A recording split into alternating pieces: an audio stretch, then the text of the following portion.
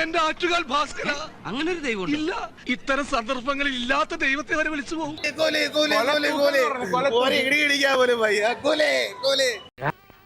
അതെന്തൊരു കോലം. ഇവൻ നമ്മക്ക് പണിയുണ്ടാക്കുമെന്നാണ് തോന്നണേ. സെക്കൻഡ് ഹാഫ് നമുക്ക് കുറച്ചു നേരം കണ്ടുകൊണ്ടിരിക്കാം.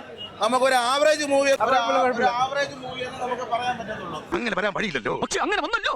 എന്റെ കയ്യിൽ അവനെ കിട്ടിയേ ഞാൻ അവനെ അരിഞ്ഞ് മുളകിട്ട് അങ്ങനെ തിന്നിടോ.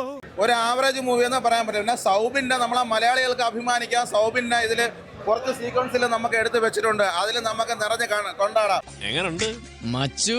നീയാണ് പുലി. നിന്നെ ഞങ്ങൾ സമ്മതിച്ചു തന്നിരിക്കുന്നു. സൗബിനെ ഏറ്റവും നല്ല ബിൽഡപ്പ് ആയിട്ട് കൊണ്ടുവന്ന ഏറ്റവും ലാസ്റ്റ് ഒരു ജാസിബി എടുത്തിട്ട് അതിൽ കുഴിച്ചു മൂടി കാണാൻ. എന്താ നിന്റെ ഉദ്ദേശം? അതൊന്നും എനിക്കറിയാൻ മേല. ഇങ്ങനെ എന്തെങ്കിലുമൊക്കെ പറയുമ്പോഴേ എന്റെ മനസ്സിനൊരു സന്തോഷം ഉണ്ടാവുള്ളൂ. ഞാൻ എന്റെ സന്തോഷം നോക്കിയാ പോരെ. പിന്നീട് തലവേട കുറച്ച് ഷോയൊക്കെ ഉണ്ടായിരുന്നു. ഇതൊക്കെ എന്ത്? അമീർ ഖാനെ ബിൽഡപ്പ് ആയിട്ട് അമീർ ഖാൻ വന്നിട്ട് ഞാൻ നോക്കിയപ്പോ നേഴ്സറി പഠിക്കണം അംഗൻവാടിയിലെ പിള്ളേരെ പോലെ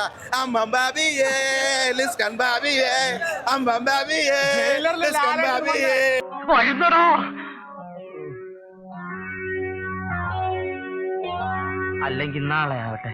ഇത്രയും ബിൽഡപ്പിനായ പേര് കേട്ട അമീർ ഖാൻ സാറിനെ കൊണ്ടുവന്നിട്ട് നേഴ്സറി പഠിക്കുന്ന അമ്പമാടി LKG പിള്ളേരെ പോലെ ആക്കിയിട്ട് എന്തായാലും വളരെ മോശമായി പോയി അഭിലാഷേ, വളരെ മോശമായി പോയി. ഒരു ബീഡി കത്തിച്ച് കൊടുക്കണം.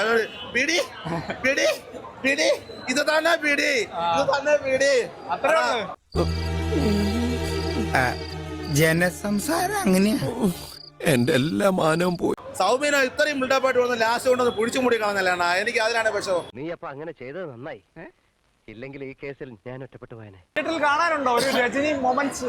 അതെ, അതിലേ പറയണത്. കഥ, തിരക്കഥ, കഥ, ലോകിയുടെ കഥ, തിരക്കഥ, സംഭാഷണം, ഉച്ചം, ഉഷ്ണയണ, മൂഞ്ചി കൃഷ്ണ.